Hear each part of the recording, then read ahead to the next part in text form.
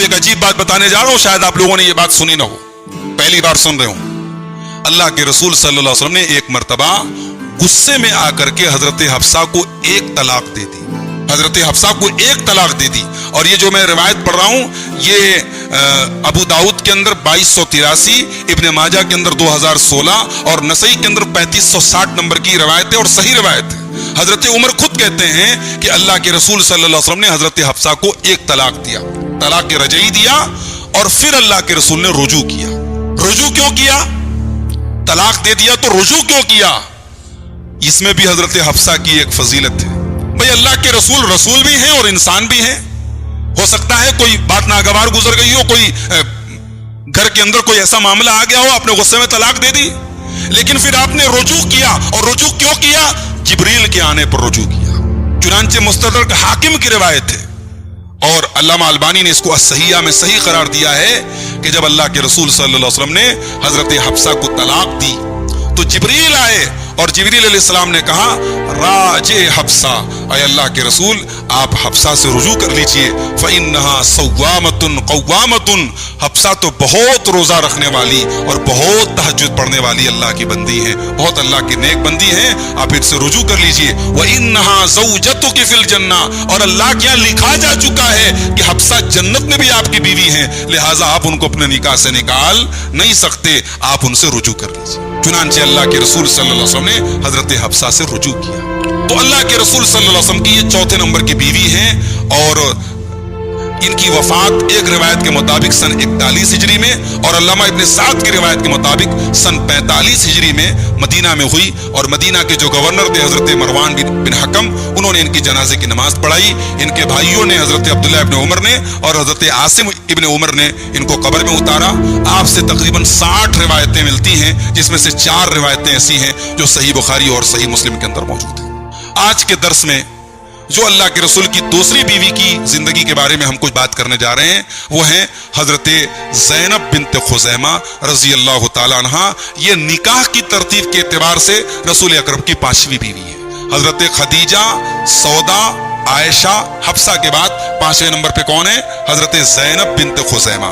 हजरत Zainab bint खुज़ैमा, इनका सिलसिला नसब अगर हम देखें, इनका पूरा नाम और नसब क्या है? ज़ैनब बिन्त खुज़ैमा बिन हारिस बिन अब्दुल्लाह बिन उमर बिन अब्द मनाफ।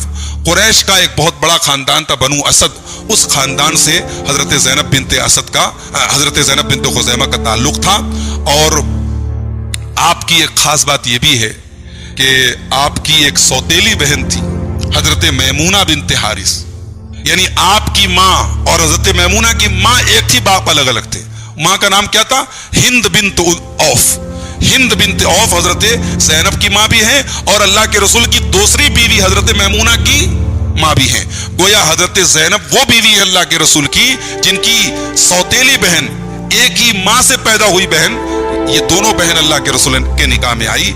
बाद में अल्लाह के रसूल ने उनसे भी निकाह किया। हजरत ज़ैनब बिन्त खुज़ैमा की शादी होती है हजरत अबू उबैदा बिन हारिस बिन मुत्तलिब से।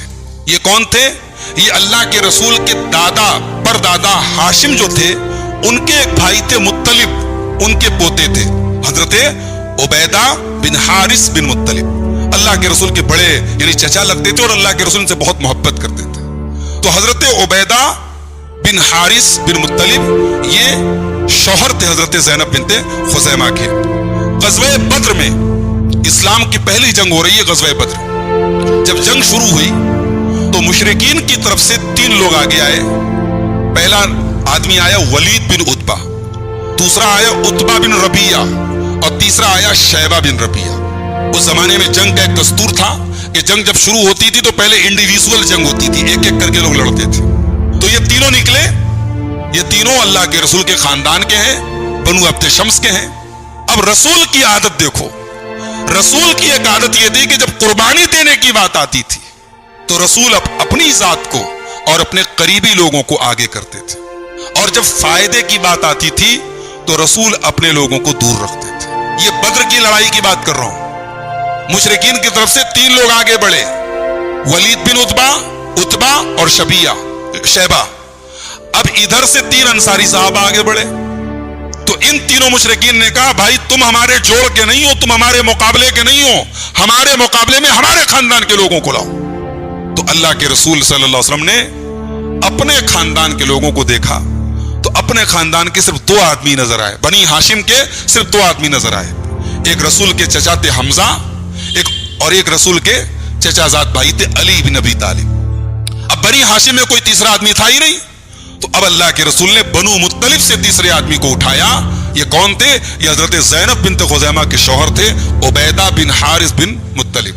اللہ کے رسول نے کہا حمزہ اٹھو, علی اٹھو اور عبیدہ اٹھو. اب حضرت حمزہ رضی اللہ تعالیٰ عنہ نے یہ جو ہے اپنے فریق مخالف جو تھا عتبہ, اس کا کام تمام کر دیا. حضرت علی نے ولید کا کام تمام کر دیا, اور حضرت عبیدہ نے جب حملہ کیا تو شیبہ نے ان کے پیر پہ حملہ کر دیا, اور فوراً ان کا ایک پیر کٹ گیا, وہ زمین پہ گر گئے. حضرت علی اور حضرت حمزہ آگے بڑھے اور انہوں نے شیبہ کا کام تمام کر دیا, اور پھر فوراً حضرت عبیدہ کو جنگ کے میدان کے باہر لے کے جایا گیا. بہرحال اتنا یعنی خون بہہ گیا کہ اب یہ سمجھ میں آ گیا کہ ان کے انتقال کا ٹائم قریب ہے. تو اللہ کے رسول کے پاس حضرت عبیدہ کو لے کے آیا گیا. اللہ کے رسول صلی اللہ علیہ وسلم نے اپنے پیر کے اوپر حضرت عبیدہ کا سر رکھا اور ان کے چہرے سے مٹی وغیرہ ہٹائی, اور اس کے بعد حضرت عبیدہ نے اللہ کے رسول سے کہا ارأیت ان مت دخلت الجنہ, اے اللہ کے رسول اگر میں اس حال میں مر گیا تو کیا میں جنت میں جاؤں گا؟ اللہ کے رسول صلی اللہ علیہ وسلم رونے لگے اور فرمایا کہ ہاں بالکل تم جنت میں جاؤ گے, کیوں نہیں تم جنت میں جاؤ گے. پھر اس کے بعد حضرت عبیدہ نے کہا اراض عنی یا رسول اللہ, اے اللہ کے رسول میں دنیا سے جا رہا ہوں, کہ آپ مجھ سے راضی ہیں, کہ آپ مجھ سے خوش ہیں؟ اللہ کے نبی صلی اللہ علیہ وسلم مسکرائے اور آسمان کی طرف نگاہ اٹھائی اور کہا اللہم انی اشہدک انی راض عنہ, اے اللہ میں تجھے گواہ بناتا ہوں کہ میں اپنے اس صحابی سے راضی ہوں, میں اپنے اس چچا سے راضی ہوں, میں عبیدہ سے راضی ہوں. اور اس کے بعد حضرت عبیدہ انتقال کر گیا. اب حضرت زینب بنت خزیمہ بیوہ ہو گئی. ہمارے ہاں کوئی عورت بیوہ ہو جائے تو ہم یہ سمجھتے ہیں بیوہ کی مدد کا طریقہ یہ ہے کہ اس کے گھر میں ہر مہینے راشن کا اور اناج کا بورا پہنچایا جائے. بھائی یہ بیوہ کی مدد نہیں ہے. بیوہ کی مدد یہ ہے کہ اس کی شادی کرائی جائے, اس کی شادی ہو اور اس کا گھر بس جائے, یہ بیوہ کی مدد ہے, یہ بیوہ کا سہارا ہے. بیوہ کے گھر میں اناج پہنچانا, اس کے بچوں کی تعلیم کا انتظام کر دینا, یہ بیوہ کی مدد ہی نہیں ہے.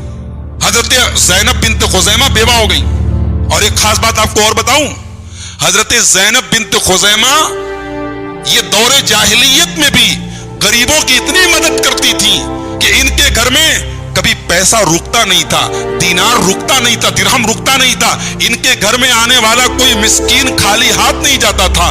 دور جاہلیت میں بھی حضرت زینب کو ام المساکین کہا جاتا تھا, مسکینوں کی ماں کہا جاتا تھا, غریبوں کی ماں کہا جاتا تھا. اب رسول نے یہ دیکھا کہ یہ عورت میرے یعنی خاندان کی عورت ہے, میرے چچا کی خاندان کے رشتے کے اعتبار سے میرے چچا کی بیوی ہے, اور یہ بیوہ ہے. اللہ کے رسول صلی اللہ علیہ وسلم نے نکاح کا پیغام بھیجا. عدت ختم ہونے کے بعد نکاح کا پیغام بھیجا, اور حضرت زینب کے ساتھ اللہ کے رسول کا نکاح ہوتا ہے. لیکن اللہ کے رسول کی یہ بیوی نکاح کے بعد صرف 8 مہینے زندہ رہتی ہے, صرف 8 مہینے. اللہ کے رسول کی تمام بیویوں میں سب سے کم مدت تک رسول کے ساتھ رہنے والی یہی بیوی ہے.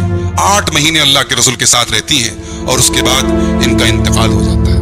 رسول کی زندگی میں رسول کی 2 بیویوں کا انتقال ہوا, حضرت خدیجہ کا بھی انتقال ہوا اور حضرت زینب بنت خزیمہ کا بھی انتقال ہوا. مگر جب حضرت خدیجہ کا انتقال ہوا تھا تو جنازے کی نماز کا حکم نہیں آیا تھا, لیکن حضرت زینب کا جب انتقال ہوا تو جنازے کی نماز کا حکم آ چکا تھا. چنانچہ یہ اکلوتی ام المومنین ہیں, یہ رسول کی اکلوتی بیوی ہیں جن کی جنازے کی نماز خود رسول اکرم صلی اللہ علیہ وسلم نے پڑھائی ہے, اور بقی کے قبرستان میں دفن کیا گیا.